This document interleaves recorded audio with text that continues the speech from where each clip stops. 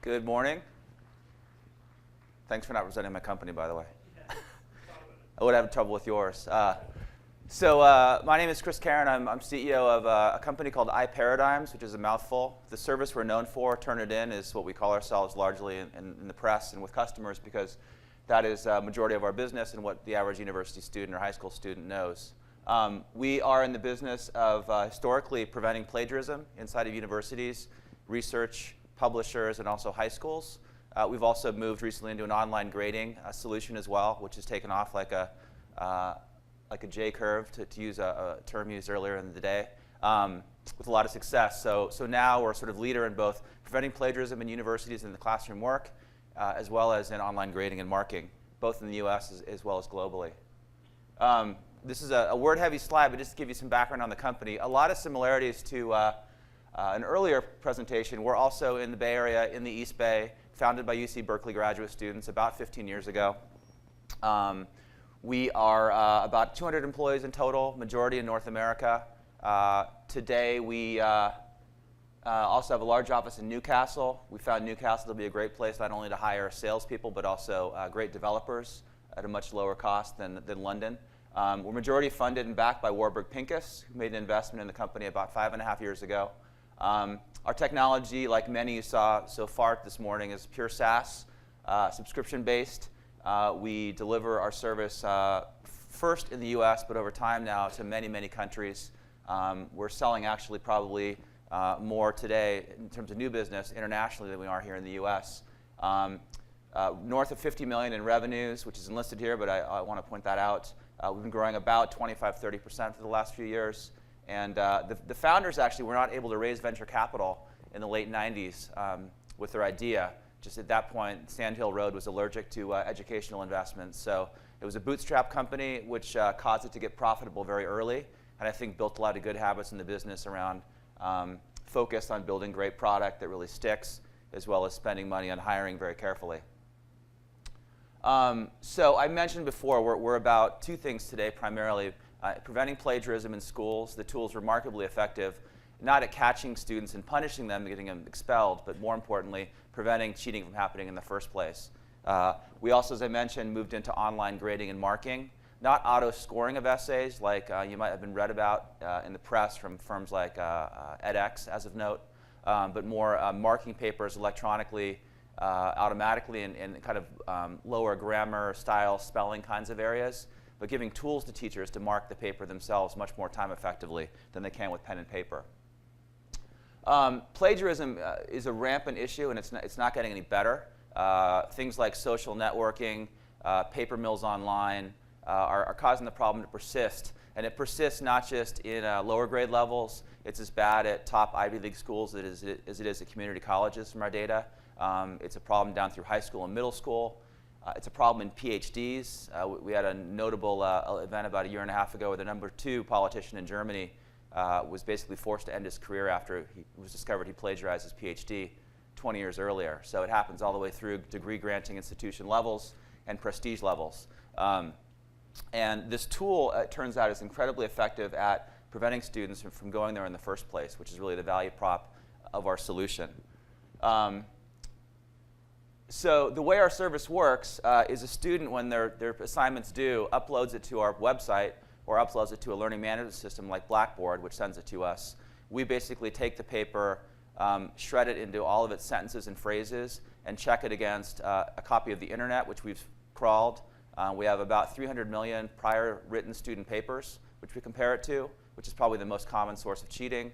And then millions of journal articles, like Science, Nature, and IEEE, all the way down to ebooks and other kinds of newspapers and publishing feeds we get.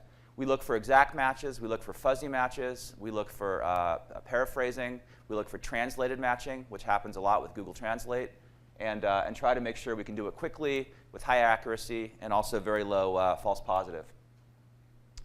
So I'm going to skip through and just give you a sense for what the product actually looks like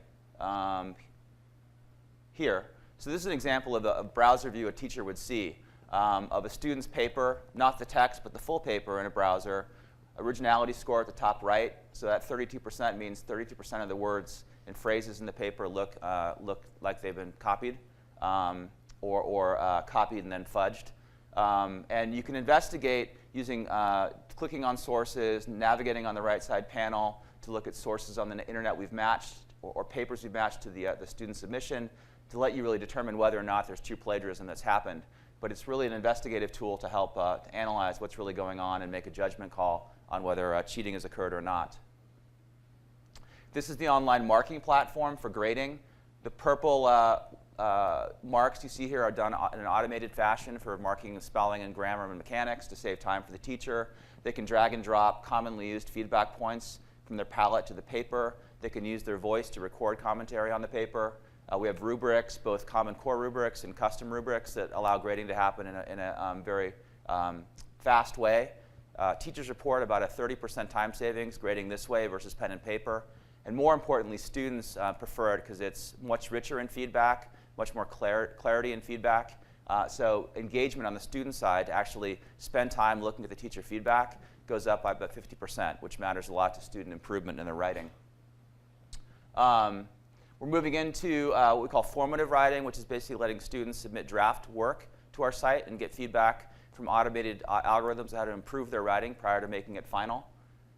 We're also building writing analytics to basically let teachers and administrators take a look at what's happening in terms of writing level improvement across classes, across teachers, across programs. You can benchmark writing improvement within your school against schools that look like yours in terms of demographic levels, et cetera. A lot of demand for this, so this is something we're building fairly rapidly and trying to get in market next year. This chart is probably the easiest thing and one thing we use most to sell our service to a net new client. This is the typical rate of plagiarism, meaning the paper is clearly over the line in unoriginal content, year one of a school, either high school or college using our service, and how it drops over time. And this is very typical, 50 to 75% reduction in plagiarism after a few years of use for the typical high school or college. And this is what really helps us feel like we're dealing with the problem in a really good way and keeps renewal rates as high as they are. We also have unit renewal rates in the mid-90s, which is something we focus very hard on. I mentioned online grading. I think in the future, most work will be graded electronically. Today, most work's not, despite it being written electronically. And that full electronic loop of assessment back to the students can, I think, be the mainstream way things are done in the future. And we're playing a big part in it. It took us 3 years to get from 0 to 10 million papers graded in our service. And then after we hit 10 million, it took us 6 months to get to 20 million and 3 months to get to 30 million. So it's a J-curve-like adoption of that technology, just given the value proposition. This is where we are today in terms of penetration in parts of the world. The standout markets of United Kingdom and New Zealand are places where the higher ed system is very concentrated, meaning a few schools make up the entire system. And you can see we can get to almost full coverage. As far as the US, we're about 30% covered, 35% covered in higher ed and about a quarter in secondary. Those are growing quite quickly. And then rest of world is slow growth, but we've been able to close country-level deals with places like Nigeria, Turkey, Korea, and Pakistan to really grow international from a top-down sales strategy approach very quickly. And that is the short and sweet of my company. So thanks very much.